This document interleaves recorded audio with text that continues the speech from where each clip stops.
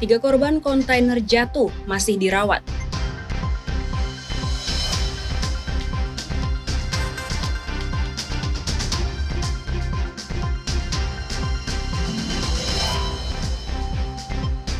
Baju merah putih ramai diburu pembeli.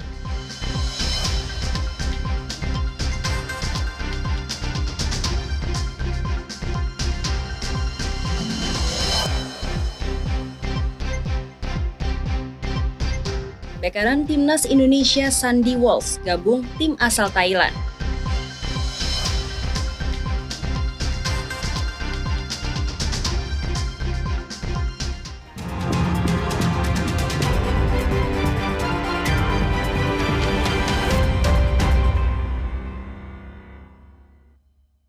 Halo, selamat pagi saudara. Senang kembali berjumpa dengan Anda di Kompas Kalsel hari ini, Sabtu 16 Agustus 2025. Selain 3 sorotan utama tadi, kami juga memiliki beragam sajian informasi menarik lainnya. Bersama saya Aulia Tasya, selama 30 menit akan menemani pagi hari Anda. Hanya di Kompas TV, independen, terpercaya.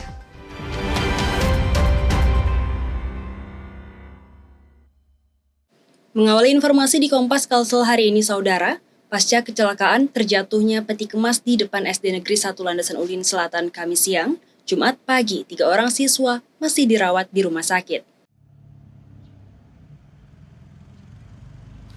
Terjatuhnya peti kemas atau kontainer di depan SD Negeri 1 Landasan Ulin Selatan mengakibatkan 12 siswa sekolah dasar sempat mendapatkan perawatan di Rumah Sakit Islam Sultan Agung Kamis sore. Dari total 12 siswa, 9 diantaranya langsung diperbolehkan pulang dan mendapat perawatan jalan pada Kamis sore. 3 lainnya masih dirawat. Hingga Jumat pagi, ketiga siswa yang dirawat dipastikan dalam kondisi sadar dan stabil. Dari hasil observasi, 1 anak menunjukkan hasil normal. Rencananya segera diperbolehkan pulang. Sementara 2 lainnya akan dilakukan tindakan operasi karena adanya patah pada tulang bagian kaki. Jadi setelah kejadian kita observasi dan 9 anak yang pulang itu juga sudah dilakukan pemeriksaan seperti X-ray atau ronsen, kemudian ada USG juga, sama ada juga yang CT scan kepala. Alhamdulillah tidak ada cedera yang berat dan beberapa orang tua juga meminta ingin pulang, jadi kita pulangkan. Dan 3 anak yang dirawat. Sementara Kasat Lantas Polres Banjarbaru mengungkapkan kronologi kecelakaan kontainer terjatuh karena tersangkut batang pohon saat melintas di depan sekolah dari arah Kabupaten Tanah Laut menuju Kota Banjarmasin. Nah, di situ ada pohon. Nah, pada saat melintas, kontainer tadi nyangkut salah satu batang pohon, ranting pohon.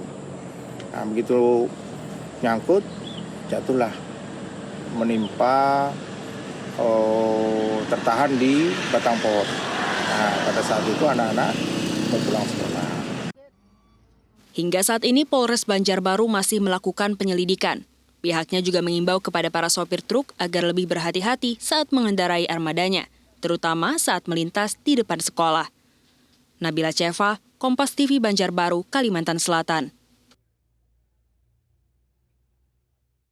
Saudara, kita beralih ke informasi selanjutnya. Puluhan tenaga honorer Pemprov menggelar demo di depan kantor Gubernur Kaltim. Masa aksi menuntut Gubernur Rudi Masud untuk memperhatikan nasib mereka yang tak masuk data non-ASN di Badan Kepegawaian Negara atau BKN. Puluhan tenaga honorer di lingkungan Pemprov menggelar aksi demo di depan kantor Gubernur Kaltim.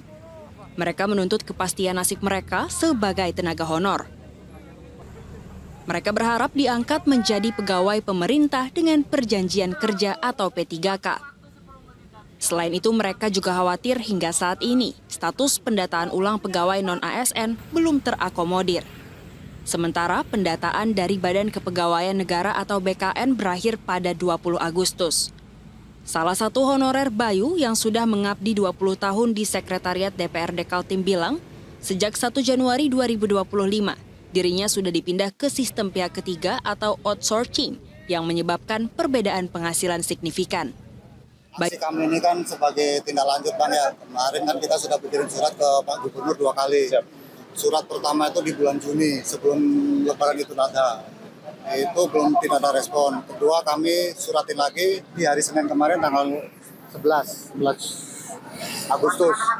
Itu pun tidak ada respon. Sedangkan batas waktu dari pusat Menpan FB itu untuk pendataan ulang itu, untuk mengakomodir yang belum masuk database itu tanggal 20 Agustus ini.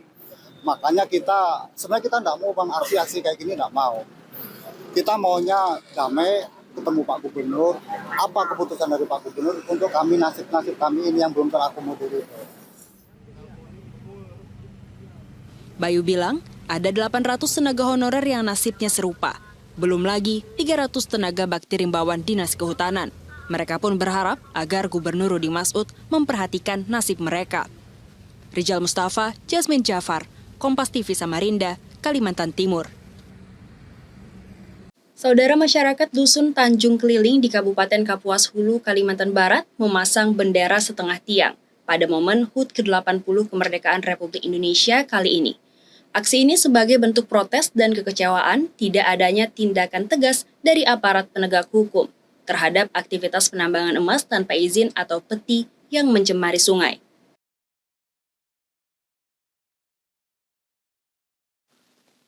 Seperti inilah suasana di Dusun Tanjung Keliling, Desa Tanjung Keliling, Kecamatan Seberuang, Kabupaten Kapuas Hulu, menjelang HUT ke-80 kemerdekaan Republik Indonesia tahun 2025 ini. Meski bendera merah putih terpasang di depan rumah warga, namun hanya setengah tiang.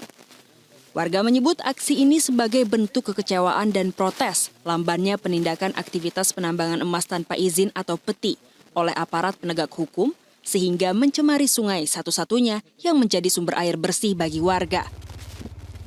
Menurut warga, aktivitas penambangan emas ilegal di hulu sungai Seberuang telah merusak ekosistem dan mengganggu kehidupan sehari-hari warga.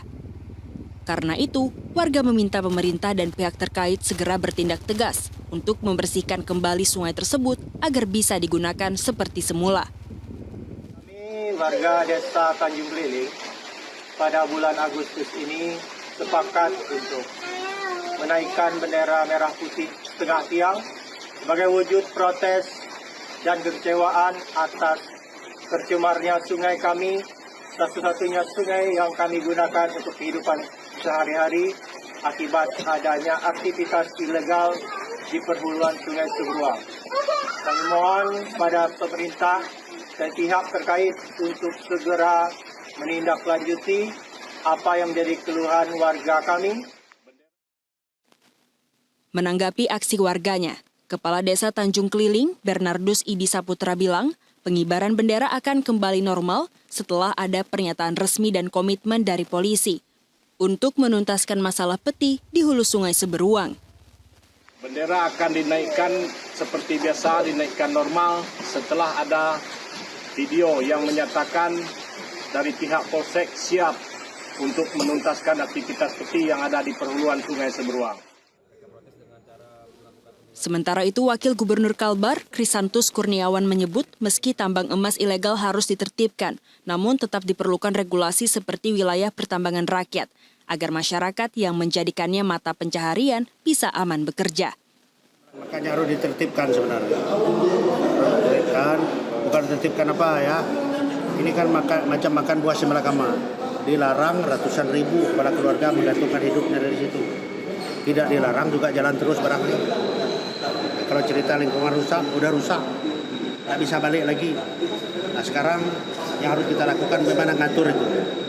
Buat satu regulasi, buat satu kawasan wilayah pertemanan rakyat, dari IPR, sehingga rakyat bisa bekerja dengan tenang, kontribusi kepada daerah juga jelas. Kendalanya ya gini, kita daerah ini kan kepala dilepas ikut pegang, disuruh mengendalikan tapi tidak diberi hak untuk memberikan izin. Nah, semua di pusat. Warga Tanjung Keliling berharap permintaan mereka didengarkan oleh pemerintah dan aparat penegak hukum. Tim Liputan, Kompas TV, Kapuas Hulu, Kalimantan Barat.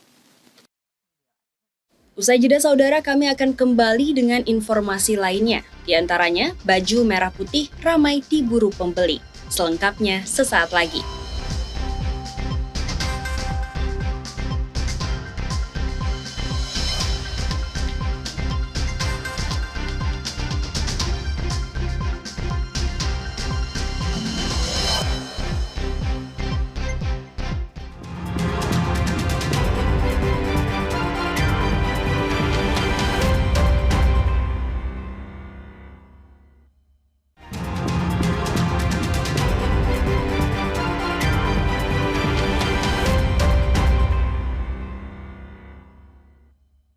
Saudara, terima kasih Anda masih bersama kami di Kompas Kalsel. Operasi pangan murah diserbu warga Samarinda di tengah mahalnya harga bahan pokok beras di pasaran. Polresta bersama Pemkot Samarinda menggelar operasi pangan murah beras SPHP Bulog. Warga pun rela antre demi beras murah. Sejak pagi warga Samarinda sudah memadati lokasi operasi pangan murah beras SPHP Bulog di halaman parkir Polres Samarinda. Warga rela antre panjang demi bisa mendapatkan beras murah. Karena di pasaran, harga beras dijual di atas harga eceran tertinggi. Sementara beras SPHP Bulog saat ini sulit ditemui di pasaran. Warga bilang, untuk kemasan 5 kg jenis lain di pasar dijual Rp85.000 hingga Rp90.000. Sedangkan dalam operasi pasar murah ini hanya Rp55.000 setiap kemasan 5 kg. Murah? Murah? Murah ya? Murah banget. Kalau di pasar? Mahal. Pasar masih mahal. Ya. Rasa terbantu nggak? Terbantu banget. Terbantu ya. Paling murah itu 15.000 sekilo.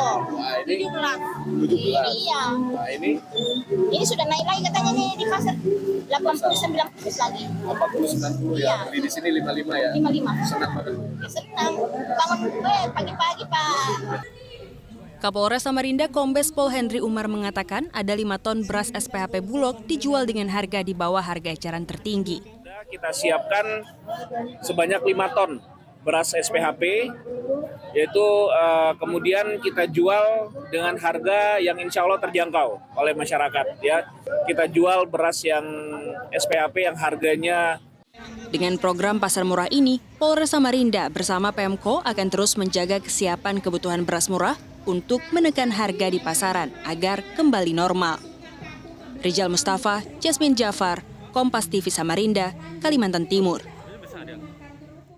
Kita ke informasi lainnya saudara, sejak 1 minggu jelang 17 Agustus, penjualan baju merah putih di Pasar Ulin Raya semakin ramai.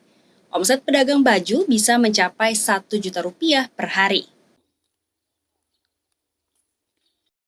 Jelang peringatan Hari Kemerdekaan, penjualan baju merah putih bertema kemerdekaan semakin ramai diburu. Seperti di Pasar Ulin Raya Banjarbaru, sejak 1 pekan sebelum tanggal 17 Agustus, pedagang bisa menjual sampai 20 potong kaos merah putih dengan omset mencapai Rp1 juta per hari. Namun demikian, menurut pedagang jumlah penjualan tahun ini turun dari tahun sebelumnya, yang bisa terjual hingga 40 kaos merah putih. Banyak yang jualan dulu kan, tapi ada yang berjualannya. Berarti Pian memang tiap tahun menjual baju merah putihnya? Tiap tahun. Kalau sementara ini berapa sudah pendapatannya, Am? Kalau menentu Bang, ya paling standar sehari itu dia sejuta. Sementara seorang warga Landasan Ulin Timur mengaku membelikan kaos berwarna merah untuk sang cucu mengikuti lomba peringatan kemerdekaan di sekolah dan gerak jalan di komplek. Agustusan. Untuk siapa nih? Untuk cucu. Untuk sekolah kan disuruh sekolah atau kayak Pak? Sekolah, suruh sekolah. Kayaknya di kampung ya juga 40 pulangnya negara jalan. Murah aja. Ada sedang aja harganya tadi. Berapa tadi beli Bu? 40.000. Oh 40.000. Meski sedang banyak diburu untuk momen perayaan Hari Kemerdekaan, namun harga baju dinilai murah, yakni mulai dari Rp40.000 hingga Rp100.000 per potong. Nabila Ceva, Kompas TV Banjarbaru, Kalimantan Selatan. Universitas Islam Kalimantan Uniska Muhammad Arsyad Al-Banjari Banjarmasin melaksanakan International Conference di Bali. Kegiatan ini merupakan tindak lanjut kerjasama Tridharma Perguruan Tinggi berkontribusi dalam perkembangan ilmu pengetahuan dan teknologi.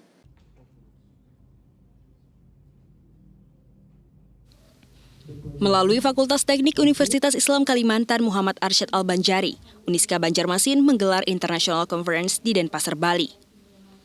Kegiatan ini berkolaborasi dengan International University Malaysia, University Innovation Technology Uzbekistan, dan Universitas Udayana Bali. Ini sebagai tindak lanjut kerjasama yang telah dibangun Uniska khususnya dalam Tridharma Perguruan Tinggi. Pelaksanaan kegiatan bersifat hybrid, online dan offline. 150 peserta hadir langsung dengan 29 keynote speaker dari berbagai negara seperti Indonesia, Malaysia, dan Uzbekistan. Riset kolaborasi Uniska dengan perguruan tinggi di luar negeri ini diharapkan menghasilkan kontribusi teoritis yang bermanfaat bagi iptek dan tenaga peneliti. harapan kami untuk keberlanjutan kerjasama ini, kami pun sudah berpartisipasi untuk tahun depan, internasional tahun depan rencananya ada di Turki. Mudah-mudahan kami bisa melaksanakan kembali sebagai koordinator serta co-host juga. Konferensi ini merupakan forum yang sangat timely, yang sangat relevan untuk dibahas karena kita juga harus terdorong ya untuk sustainable practice, untuk yang berkelanjutan seperti itu. Rektor Uniska Banjarmasin Profesor Dr. Haji Muhammad Zainul menyebut, Uniska selaku lembaga perguruan tinggi juga bertugas memberikan kontribusi terhadap perkembangan ilmu pengetahuan dan teknologi. Kegiatan International Conference ini itu memiliki arti yang sangat penting dan strategis bagi Uniska, karena Uniska sebagai suatu lembaga pendidikan tinggi yang mana memiliki tugas dan tanggung jawab selain mengaktualisasikan tridharma perguruan tinggi, tapi juga perlu memberikan kontribusi terhadap perkembangan kemajuan ilmu pengetahuan dan teknologi. Di tahun 2025 ini, Uniska telah menggelar 5 kali International Conference bersama perguruan tinggi internasional. Ini dalam rangka meningkatkan kualitas sumber daya manusia lulusan Uniska Banjarmasin. Syamsul Alam, Kompas TV, Denpasar, Bali.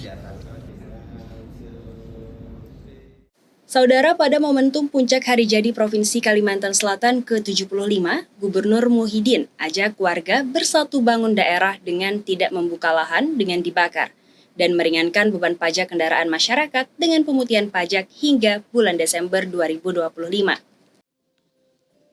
Peringatan Hari Jadi ke-75 Provinsi Kalimantan Selatan berlangsung meriah di kawasan perkantoran pemerintah provinsi di Banjarbaru, Kamis siang. Dalam peringatan Hari Jadi, Gubernur Muhyiddin ajak masyarakat Kalimantan Selatan untuk bersatu membangun daerah yang sejahtera.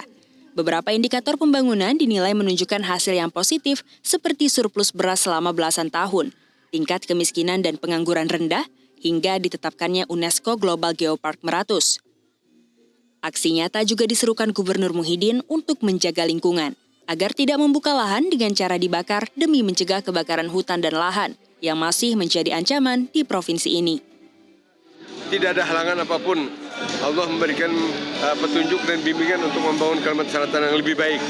Dengan 75 tahun ini kita mengevaluasi tahun-tahun sebelumnya apa yang belum kita bangun, apa yang perlu kita bangun ke depannya. Masyarakat Kalimantan Selatan juga diberikan keringanan membayar pajak dengan adanya pemutihan pajak kendaraan bermotor hingga Desember 2025. 1 buah unit mobil layanan diluncurkan untuk maksimalkan pelayanan ke 13 kabupaten kota se-Kalimantan Selatan. Banjar, kemudian Tapin, HSU, kemudian sampai ke Tabalong, bahkan sampai ke Kota Baru. Nah ini nanti kita sudah tetapkan schedule untuk keliling. Kalau pemutihan itu termasuk balik nama juga gratis ya Pak? Iya, balik nama gratis. Prosesnya juga cepat atau? Iya, cepat. Peringatan Hari Jadi ke-75 menjadi pengingat pemerintah untuk menuntaskan kerja pembangunan yang bermanfaat bagi rakyat, sehingga tercipta kesejahteraan, ketentraman, dan kemakmuran. Sesuai dengan tema yang diusung, yakni Bagawi Tuntung, Banua Bauntung, Rakyat Himung. Nabila Ceva, Kompas TV Banjarbaru, Kalimantan Selatan. Saudara bek kanan Timnas Indonesia, Sandy Walsh, gabung tim asal Thailand. Informasi selengkapnya akan kami hadirkan usai jeda berikut. Tetap bersama kami.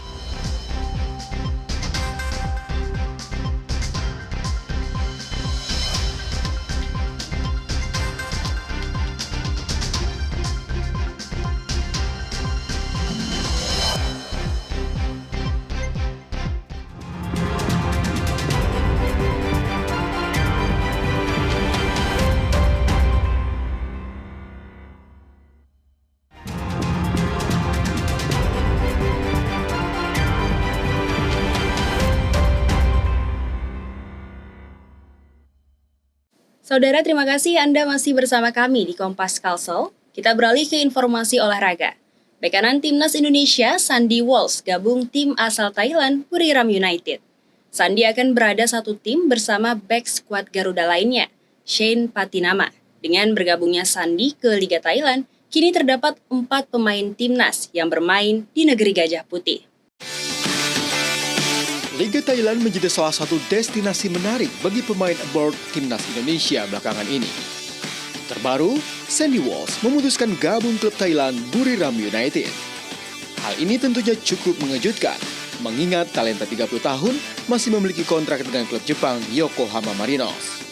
Kontrak Sandy bersama Yokohama baru habis 30 Juli 2027. Sandy Walsh sempat mengikuti latihan pramusim bersama Yokohama. Baik Sandy maupun pihak klub belum mengumumkan perpisahan. Belum ada pernyataan resmi terkait kabar ini. Apakah pemain yang memiliki darah Surabaya ini dipinjamkan atau dilepas secara permanen ke Buriram United? Sandy Walsh bukanlah pemain pertama skuad Garuda di Buriram. Sain Patinama akan menjadi rekan Sandy Walsh di Buriram United. Serupa Sandy, Sain juga baru bergabung pada musim ini.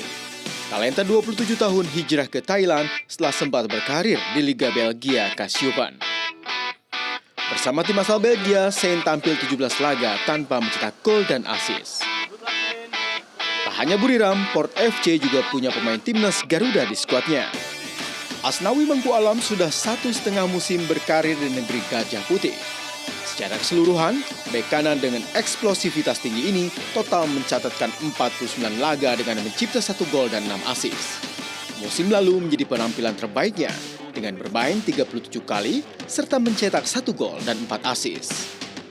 Yang terakhir ada Pratama Arhan.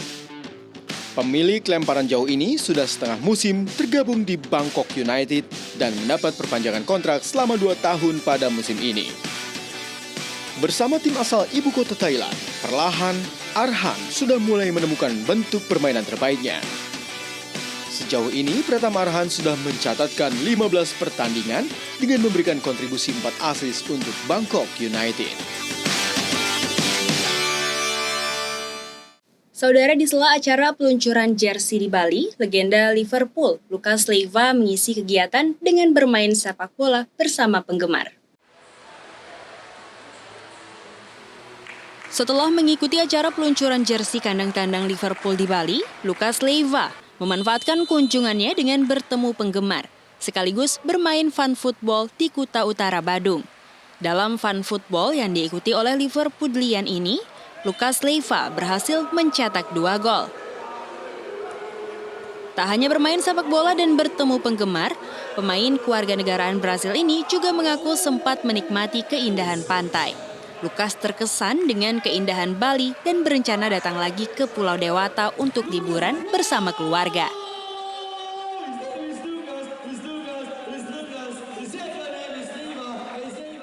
Saudara, rangkaian informasi tadi sekaligus mengakhiri perjumpaan kita di Kompas Kalsel hari ini. Saya Aulia Tasya beserta kru yang bertugas mengucapkan terima kasih atas kebersamaan Anda. Selalu saksikan beragam sajian informasi terkini dan teraktual lainnya hanya di Kompas TV, independen, terpercaya. Sampai jumpa.